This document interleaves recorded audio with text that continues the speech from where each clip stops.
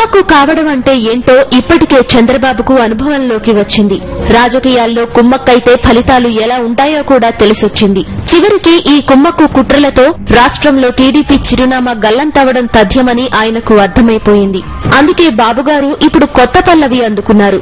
తమ కుమ్మక్కు గురించి ఎంత చెప్పినా జనం నమ్మని స్థితికి చేరుకున్నారని గ్రహించి దాన్ని వైఎస్ జగన్ సారథ్యంలోని వైఎస్సార్ కాంగ్రెస్ కు అంటగట్టే ప్రయత్నాలు ప్రారంభించారు.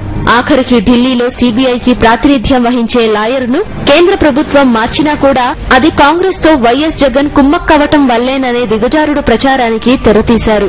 చంద్రబాబు మనసులో మాటను గ్రహించడంలో ఎప్పుడూ ముందుండే ఎల్లో మీడియా ప్రతి అంశాన్ని కుట్రలో భాగంగా ఎలా మలచాలా అన్న ఆలోచనలే చేస్తోంది తప్ప వాస్తవాలను చెప్పే ప్రయత్నాలు ఎన్నడూ మానేసింది.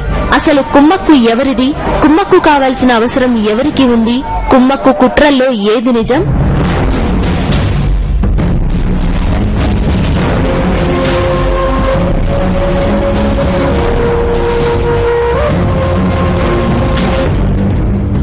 నాటి ముఖ్యమంత్రి మరణించాక రాష్ట్రంలో రాజకీయ పరిణామాలు వేగంగా మారిపోయాయి. అప్పటి నుంచి ఇప్పటి వరకు గడిచిన 3 ఏళ్లలో రాష్ట్రంలో వివిధ కారణాలతో మధ్యంతర ఎన్నికలు వచ్చాయి. కొత్త సీట్లు రావడం మాట అటుంచి తెలుగుదేశానికి ఉన్న సీట్లు కూడా పోయాయి. గెలుపోటముల సంగతి పక్కన పెడితే డిపాజిట్లు కూడా గల్లంతయ్యాయి. ఆ పార్టీకి ఇప్పుడు చరిత్రలో ఎన్నడూ లేనంత గడ్డు పరిస్థితులు ఎదురవుతున్నాయి. ఇదే సమయంలో కాంగ్రెస్ వేధింపులను తట్టుకోలేక అధిష్టానాన్ని ఎదిరించి వైఎస్సార్ వారసుడిగా ప్రజల మధ్యకు వచ్చిన వైఎస్ జగన్ కు ప్రజాదరణ అంతకంతకు పెరుగుతోంది. ఆయన సారథ్యంలో వైఎస్సార్ కాంగ్రెస్ పార్టీ రాష్ట్రంలో బలీయమైన శక్తిగా ఆవిర్భవించింది. మరోవైపు వైఎస్సార్ ఒంటి చేత్తో అధికారంలోకి తెచ్చిన కాంగ్రెస్ పార్టీ ఆయన మరణించాక అధిష్టానం గుప్పిట్లోకి వెళ్లిపోయింది.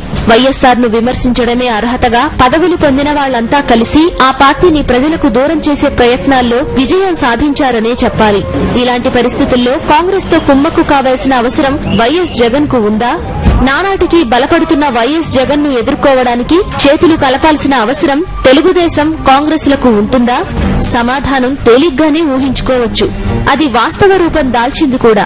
వైఎస్ జగన్ ను ప్రజాక్షేత్రంలో నిలువరించడం కష్టం కనుక ఇతరత్రా మార్గాల్లో అడ్డుకోవాలని భావించిన ఈ 2 పార్టీలు చేతులు కలిపి ఏం చేశాయన్నది రాష్ట్ర ప్రజలకు తెలియనిదేమీ కాదు.